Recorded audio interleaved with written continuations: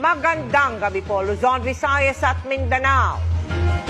Idinadawit sina Congressman Pulong Duterte, Second Gentleman Attorney Mans Carpio at Michael Yang sa 6.8 billion pesos na shabu shipment noong 2018. Isiniwalat yan sa kamera ni dating Customs Intelligence Officer Jimmy Guban na nakatanggap din daw ng mga banta sa kanyang buhay dahil sa kaalaman niyang ito.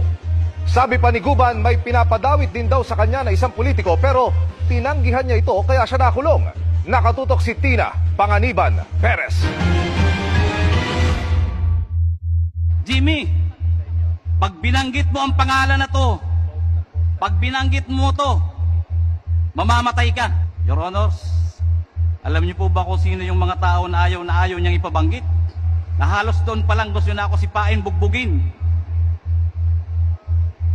Si Pulong, si Mans, si Michael Yang, at ang sabi niya pa, mga kaibigan niya ni Bini, Antiporda, magkakasama yan, hindi mo ba iisang pamilya yan, palagi yan sa Malacanang. Yan daw ang ibinanta sa dating Customs Intelligence Officer na si Jimmy Guban para manahimik sa kanyang nalalaman sa nasabat na shipment ng shabu noong 2018.